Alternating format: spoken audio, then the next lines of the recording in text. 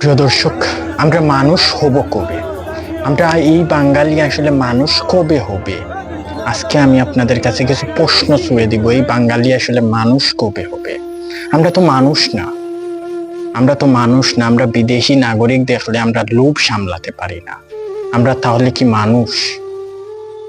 আজকে এমন কিছু ঘটনা ঘটে গেছে বাংলাদেশের মধ্যে, যেই ঘটনাগুলোর আসলে সারমর্ম কি, এগুলো আসলে কোনো কিছুই বোঝা যাচ্ছে না। প্রিয় দর্শক, গতকালকে একটি ভিডিও সোশ্যাল মিডিয়াতে ভাইরাল হয়েছে, যে আপনারা ভিডিওটা দেখছেন, যে মুহূর্তের মধ্যেই সেই লোকটার মোবাইল ছিনতাই হয়ে গেছে, সেই লোকটা মাটিতে বসে গেছে। আমরা একটা বিদেশি নাগরিক আসলে আমাদের দেশের চুররা যেমন সে বাঘ হয়ে যায়, একটা বিদেশি নাগরিক দেখলে সে আর তার লোভ সামলাতে পারে না, মনে হয় সে কোটি কোটি টাকার মালিক, মনে হচ্ছে যে সে এই সিজনে সে বড় লোক হয়ে যাবে। আমরা মানুষ কবে হবে? আমরা মানুষ হব কবে? আমরা যাকে দেখি তাকে লোভ সামলাতে পারি না। আমরা সাধারণ মানুষেরও মোবাইল নিয়ে নেই, বিদেশি নাগরিক তো অনেক দূরের কথা। তো গতকালকে একটি ভিডিও সোশ্যাল মিডিয়াতে খুব বেশি ভাইরাল হয়েছে, আপনারা দেখতে পাচ্ছেন আমার স্ক্রিনে, যে একটি বিদেশি নাগরিক, সে সম্ভবত চীনের নাগরিক। হ্যাঁ, সে বাংলাদেশে এসেছিল ঘুরতে। এই ঘুরতে এসে কি সে পাপ করে ফেলছে? এই ঘুরতে এসে কি সে অন্যায় করে ফেলছে? মুহূর্তের মধ্যেই তার মোবাইলটি গায়েব হয়ে গেছে, আর সে হাঁটু গেড়ে এখানে বসে সে কান্না করতেছে।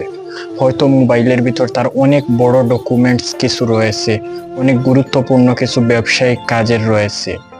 কিন্তু এই যে বাংলাদেশের নামটা অন্য দেশের কাছে ছোট হলো, এটা তো দেখলাম অনেককেই এটা ফেসবুকে পোস্ট করে দিয়েছে। তো সে তার দেশের মিডিয়াগুলোকে গিয়ে বলবে যে আমি বাংলাদেশে গিয়েছিলাম একটা কাজের জন্য, তো তারা আমাকে প্রটোকল দিতে পারে নাই, তারা আমার মোবাইলটা ছিনতাই করে নিয়ে নিছে। সে মানুষের কাছে এইভাবে, ট্রেনে থাকা যাত্রীদের কাছে এইভাবে হাত নাড়াচ্ছে আর বলতেছে যে তার মোবাইলটা ফিরিয়ে দেওয়ার জন্য। তো আমরা মানুষ হলাম কবে? আমরা মানুষ হলাম কিভাবে? আজকে এরকম আরো অনেক বিষয় রয়েছে, যে বিষয়গুলো আসলে খুবই খারাপ, খুবই দুঃখজনক বিষয়।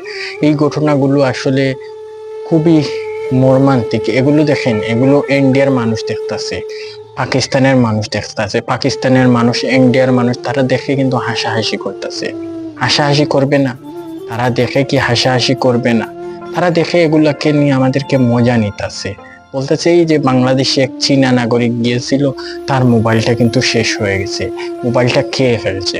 তো এইরকম আরো অনেক ঘটনা রয়েছে, যেই ঘটনা আসলে আমাদের সঙ্গে হয়ে থাকে। প্রিয় দর্শক, এই এখনকার সময়ে আপনি যখন রাস্তায় বের হবেন, তখন আপনি 100 ভাগ নিরাপদ থাকবেন। হ্যাঁ, আপনি কিভাবে নিরাপদ থাকবেন? বা আপনি এমন কিছু টিক্স করবেন, যে টিক্সের ফলে গিয়ে কিন্তু আপনার কখনো মোবাইল চুরি হবে না। আসুন আপনারা বিস্তারিত ভিডিও দেখুন। আমি বলতাছি যে কিভাবে আপনারা আপনাদের মোবাইল, আপনার মানি ব্যাগ, আপনার মূল্যবান জিনিসগুলা আপনারা সব সময় আপনাদের এমন ভাবে রাখবেন যে চোর সে নিজেও বলতে পারবে না যে আপনি কি, আপনার পকেটে কত টাকা রয়েছে, বা আপনি কত টাকা নিয়ে যাচ্ছেন, সে কখনো বলতেও পারবে না। তো চীনা যেই নাগরিক, সে সম্ভবত কোন দেশের অধিবাসী সেটা আসলে বলা যাচ্ছে না, যে সে কোন দেশের অধিবাসী। তো এই যে ঘটনাগুলো হয়েছে, তো এর আইনি বিচার, হ্যাঁ, হয়তো তার 1 থেকে 1.5 লক্ষ টাকার ফোন নিয়ে নিয়েছে, এটা বড় কথা নয়। বড় কথা হলো যে তার এখানে অনেক ব্যবসায়িক ডকুমেন্টস রয়েছে, ব্যবসায়িক অনেক কাগজপত্র রয়েছে, যেই কাগজপত্র আসলে তার টাকার চেয়ে কাগজপত্র অনেক ইম্পর্টেন্ট। যেমন থাকে না, আমাদের সবার থাকে না যে কোনো ব্যাংকের বা কোনো কিছুর স্টেটমেন্ট, বা কোনো ব্যাংকের টাকার হিসাব, বা কোনো ব্যাংকের আরো বিভিন্ন কিছুর হিসাব থাকে না। যেমন আপনার এখানে কর্মচারী কতজন রয়েছেন, ধরেন এরা তো বিদেশি নাগরিক, এরা লক্ষ লক্ষ টাকার মালিক। তো এদের হয়তো ব্যবসায়ীর মধ্যে কতজন কর্মচারী রয়েছেন, তার ব্যবসার কত টাকা কার কাছে পাওনা, তার কত কোটি টাকা তার অন্যের কাছে দিতে হবে, বা সে কত কোটি টাকা পায়।